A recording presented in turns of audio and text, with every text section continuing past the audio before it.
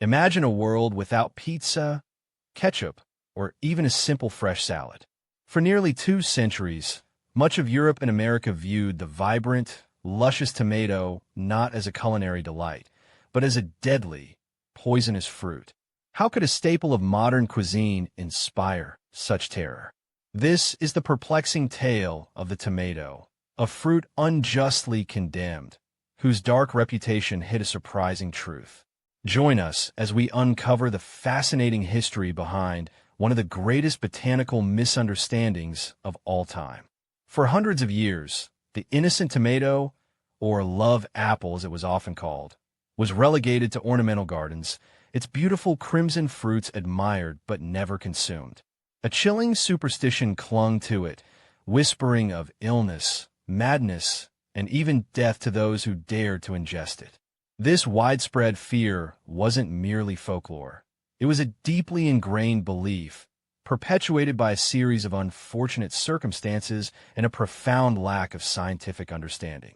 The tomato bore the blame for ailments it never caused, becoming one of history's most unjustly demonized plants.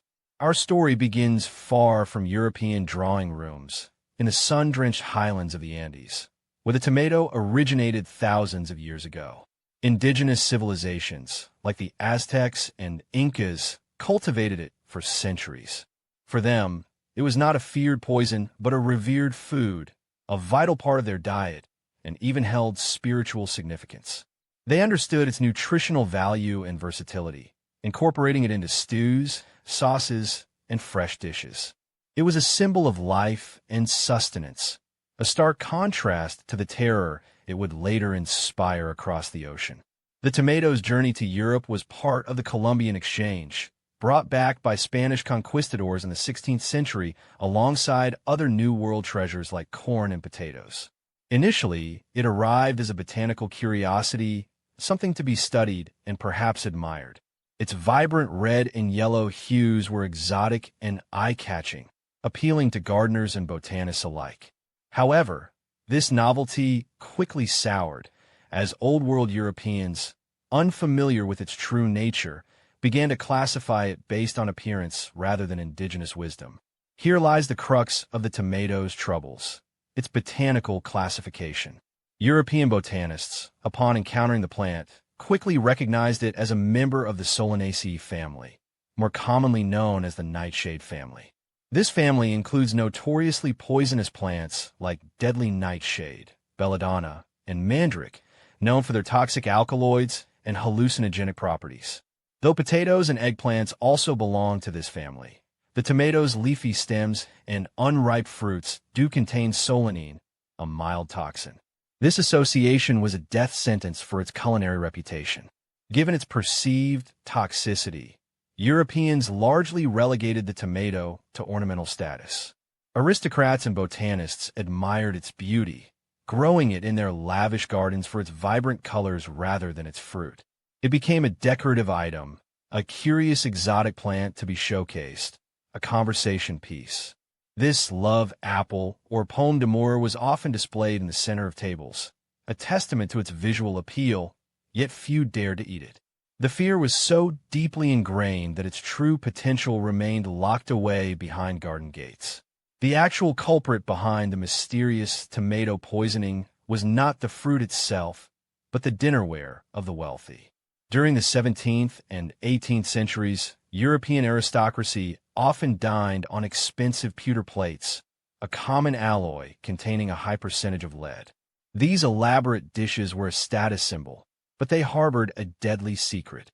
Unbeknownst to their owners, these elegant vessels were silently poisoning them, creating symptoms that perfectly mimicked food-borne illness. The insidious mechanism was a chemical reaction. Tomatoes are naturally highly acidic, a trait that makes them so valuable in cooking today. However, when these acidic fruits were served on lead-rich pewter plates, the acid slowly leached lead from the dinnerware. This created a poisonous compound that was then ingested with the food.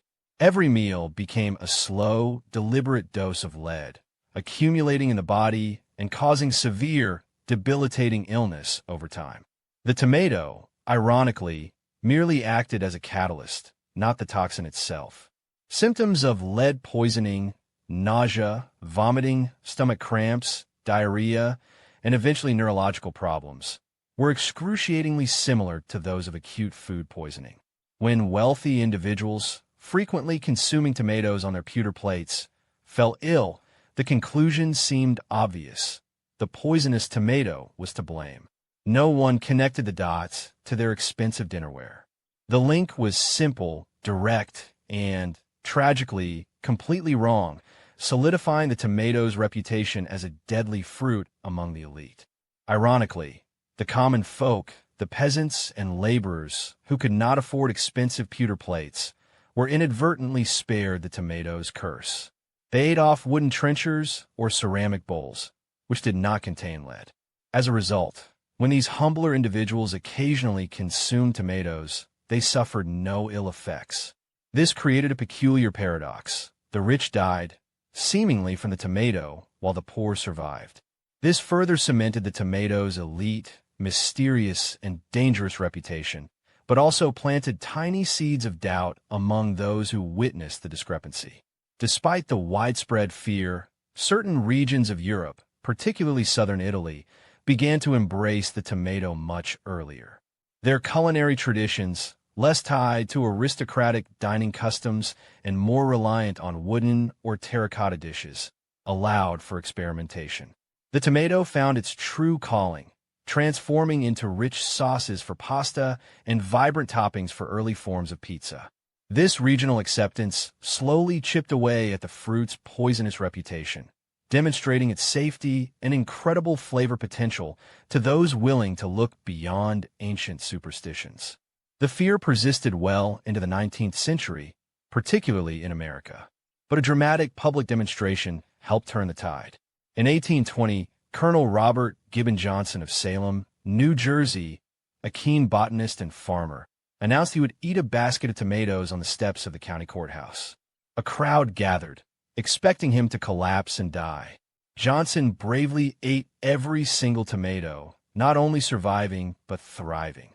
His audacious act became a legend, a pivotal moment in dispelling the myth and championing the tomato's safety.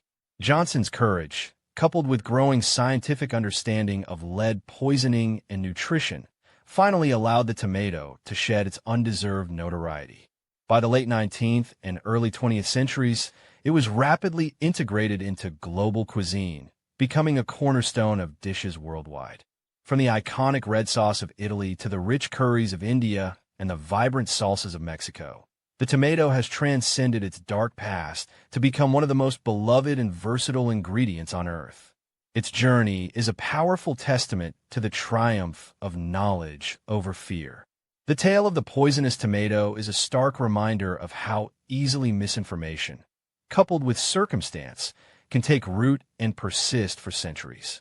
What began as a botanical misunderstanding, exacerbated by the hidden dangers of lead, turned a delicious, nutritious fruit into a feared pariah. Today, the tomato stands as a symbol not just of culinary delight, but of scientific progress and the eventual triumph of truth.